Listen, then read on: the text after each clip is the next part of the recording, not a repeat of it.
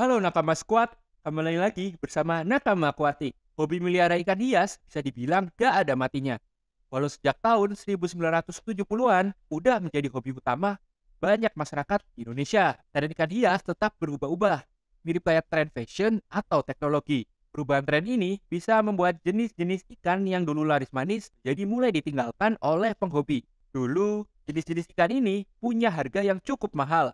Peminatnya juga banyak, namun seiring berjalannya waktu dan perubahan tren yang banyak terjadi di dalam dunia ikan hias lokal, peminat ikan-ikan ini juga menjadi jauh berkurang. Minat yang hilang otomatis membuat harga mereka menjadi gak semahal dulu. Malah ada yang harganya meluncur jauh dari ratusan ribu jadi puluhan ribu aja sekarang. Apa sajakah ikan yang masuk ke dalam kategori dulu laris manis, sekarang gak laku lagi? Apakah salah satunya adalah ikan yang kamu pernah pelihara atau malah yang sekarang kamu pelihara di rumah? Inilah ikan-ikan yang pernah laris tapi sekarang udah nggak laku lagi. Yang pertama, picket bass.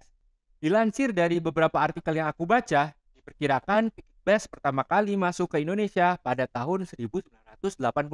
Pihak yang memasukkan ikan ini adalah Balai Penelitian Perikanan Darat atau BPPD yang berkantor di Bogor. Berawal dari sebagai aset penelitian, lama-lama picket bass juga jadi laris manis sebagai ikan hias di Indonesia. Karena laris, importir mulai banyak yang memasukkan ikan ini ke Indonesia dari tempat asalnya di negara-negara seperti Kolombia dan Brazil.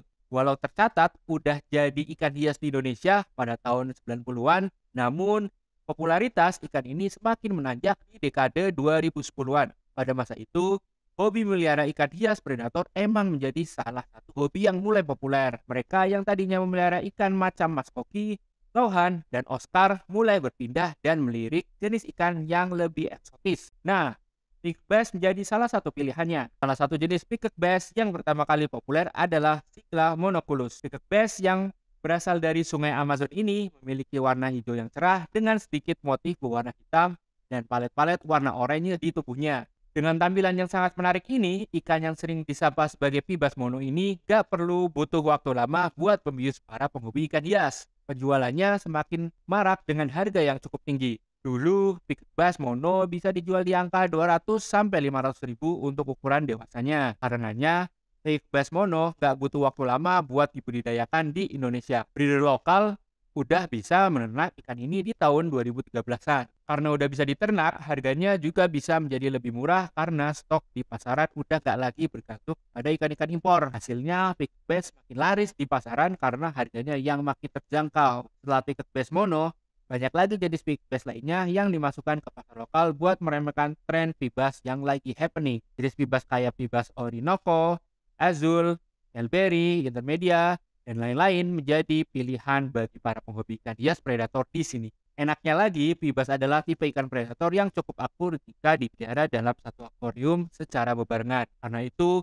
penghobi bisa mengkoleksi banyak jenis pibas di dalam satu akuarium. Namun, tren pibas gak berlangsung lama. Popularitas ikan ini akhirnya mencapai titik jenuhnya. Ketika jenis ikan hias lain seperti cupang dan cana namanya menanjak di tahun 2020-an, pibas jadi semakin meredup.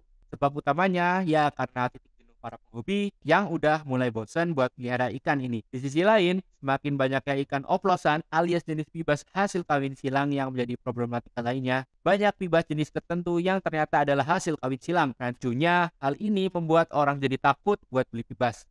Rasanya ya sama aja kayak misal kamu mau beli sepatu yang bilang asli tapi ternyata KW. Selain itu, perang harga antar seller yang berlomba-lomba menjual pibas dengan harga semurah mungkin juga menjadi faktor lainnya yang membuat harga ikan ini terus meluncur jauh. Bahkan beberapa bulan yang lalu ada seorang penjual yang memasarkan pibas mono ukuran 5 cm dengan harga Rp1.000 per ekor. Kalau begitu, harga ikan ini sama aja kayak ikan mas kecil yang biasa jadi pakan pibas. Cukup ironis kan? Namun itulah kenyataan lumrah dalam dunia hobi, di mana sesuatu yang dulu dinilai dengan harga yang tinggi bisa ditinggalkan oleh peminatnya dan akhirnya harganya menjadi murah. Memang saat ini ada beberapa jenis pibas yang masih mahal seperti pibas kobo atau pibas-pibas hasil tangkapan liar lainnya. Tapi hal itu belum bisa menaikkan minat penghobi untuk kembali memelihara ikan ganas asal sungai Amazon ini. Pibas tetap ada pembelinya, namun gak sebesar dulu. Kejayaan mereka memang telah berakhir. Yang kedua, ikan lohan.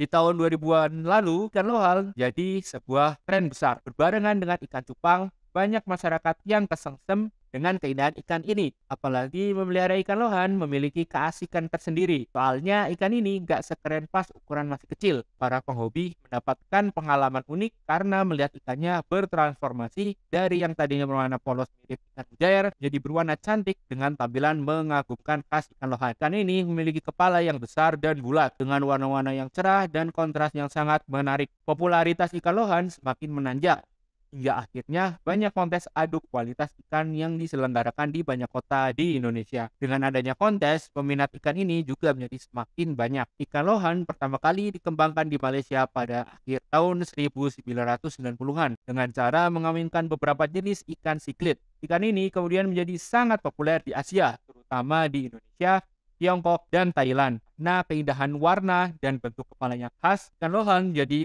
memiliki bentuk kepala yang besar dan bulat dengan warna-warna yang cerah, kontras, dan sangat menarik. Namun, dalam beberapa tahun terakhir, banyak pedagang yang merasakan penurunan minat terhadap ikan lohan. Pelanggannya yang dulu datang setiap hari, sekarang hanya datang sesekali. Fenomena ini adalah sebuah pertanda bahwa popularitas ikan lohan telah menurun secara signifikan. Sebenarnya, pertanda bahwa popularitas ikan lohan sudah mulai memudar sudah terlihat di pertengahan dekade 2000-an. Ada beberapa faktor yang menyebabkan hal ini terjadi. Di antaranya adalah biaya yang mahal dan kontroversi etis seputar cara pembibitan ikan lohan. Harga ikan lohan saat ini cenderung lebih mahal daripada beberapa tahun yang lalu dan banyak pedagang ikan hias yang memanfaatkan kepopularan lohan dengan menjual ikan yang tidak sehat atau memiliki cacat fisik dengan harga yang cukup mahal. Hal ini membuat para penghobi akhirnya beralih ke jenis ikan predator lainnya seperti catfish atau ikan lele yang memiliki jenis beragam. Di sisi lain, beberapa orang mulai mempertanyakan etika dari cara pembibitan ikan lohan.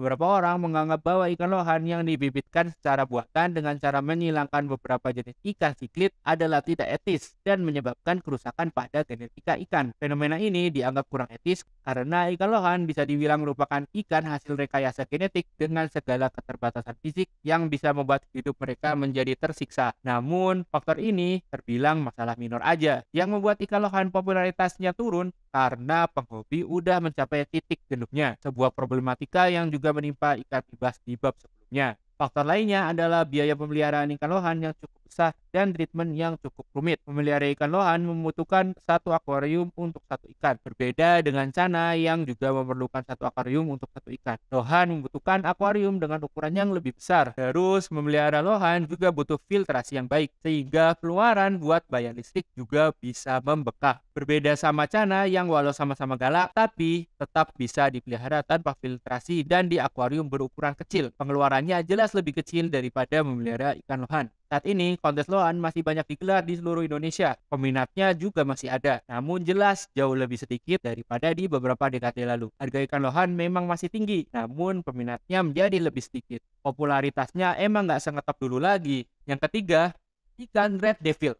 Di Indonesia, ikan red devil awalnya dikenal sebagai ikan hias yang sangat diminati oleh penggemar ikan pada tahun 1990-an. Ikan ini banyak diimpor dari habitat asalnya di Amerika Tengah untuk memenuhi permintaan pasar ikan hias di Indonesia. Sekilas, bentuk mereka emang mirip ikan lohan dan ikan nila yang juga populer di pasar lokal. Ikan red devil memiliki harga yang cukup mahal pada saat itu karena warnanya yang indah dan kepribadiannya yang unik. Namun, seiring berjalannya waktu, ikan red devil mulai menimbulkan masalah di beberapa perairan di Indonesia. Jenis siklit ini merubah citranya yang tadinya sebagai ikan hias berpenampilan menawan menjadi ikan invasif yang memporak-porandakan ekosistem lokal. Hal ini terjadi ketika sejumlah penghobi ikan hias yang memiliki ikan red devil membuang ikan-ikannya di sungai-sungai dan danau-danau lokal.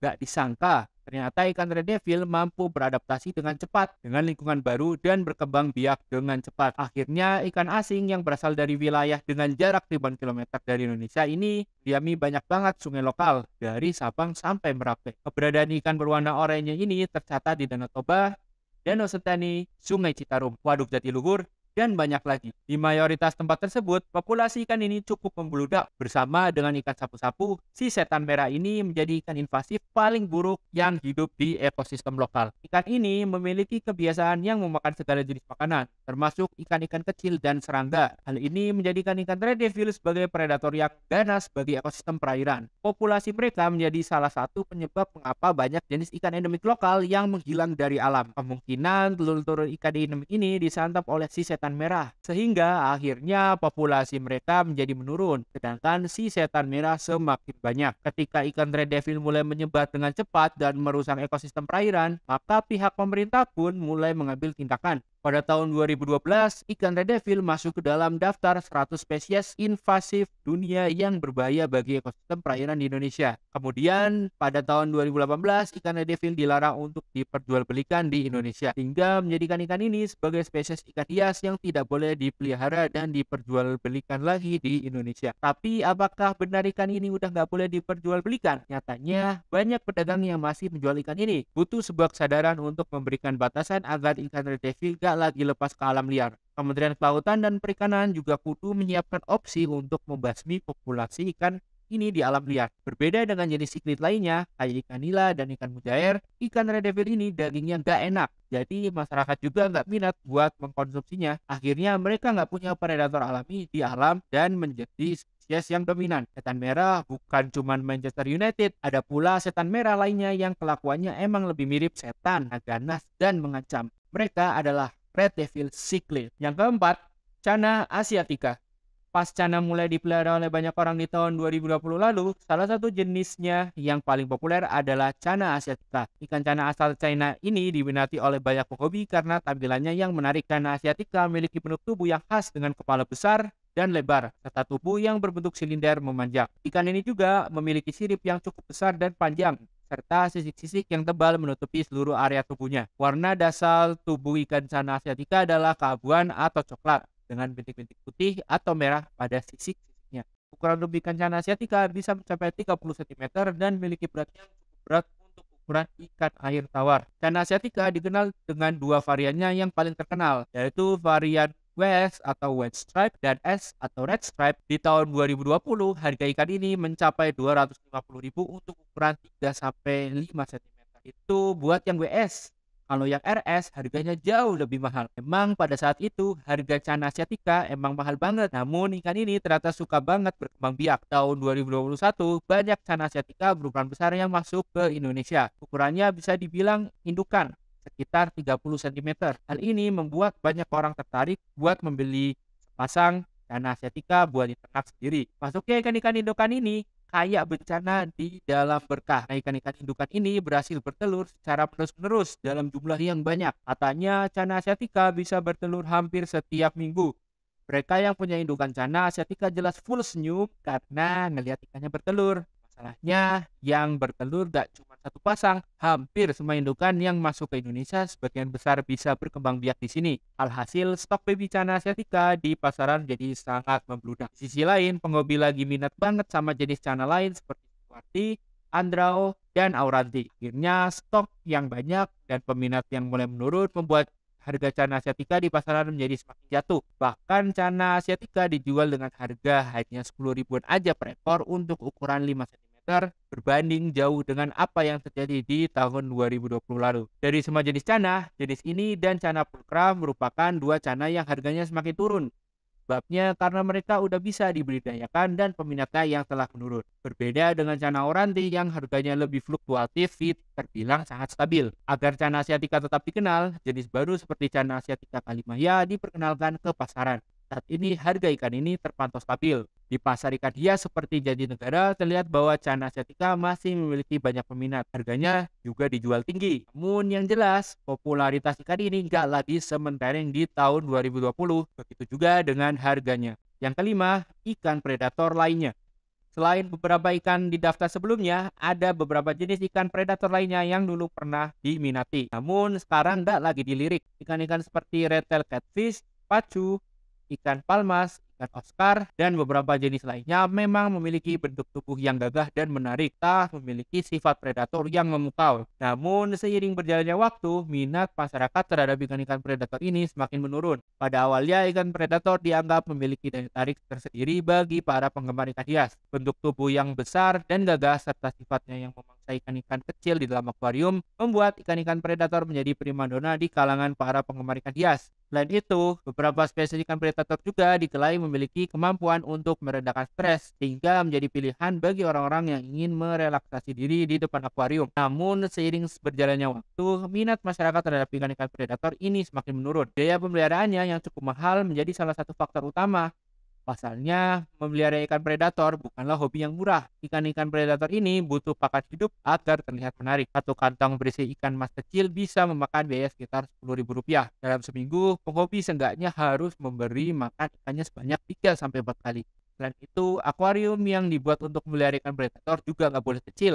Akuarium yang berukuran 1 meter menjadi kewajiban bagi penghobi karena ikan-ikan ini butuh lahan besar untuk bisa tumbuh maksimal. Akuarium berukuran 1 meter dengan ketebalan kaca di atas 5 mili bisa dibanderol sekitar 500 ribuan. Hobi ini emang nggak murah. Kemunculan Cana cukup memberi dampak akan popularitas ikan-ikan predator di masyarakat. Pasalnya, Cana bisa dipelihara di akuarium kecil yang harganya di bawah 100 ribu. Cana juga bisa dikasih pakan hidup berupa cacing yang harganya cuma 5 ribu per gelas. Cana nggak perlu filter dan peralatan lainnya untuk dipelihara. Cana juga punya sifat galak dan warna yang memukau. Akhirnya para penghobi ikan predator mulai pindah ke Cana karena faktor tersebut. Memang semua jenis ikan di atas masih dijual di pasaran dan memiliki peminatnya tersendiri. Namun jumlahnya emang nggak sebesar dulu. Harus diakui, minat masyarakat terhadap ikan-ikan predator hias semakin menurun dan banyak penggemar ikan hias yang beralih ke jenis ikan hias yang lebih mudah dirawat dan lebih terjangkau secara harga seperti Cana. Kesimpulannya,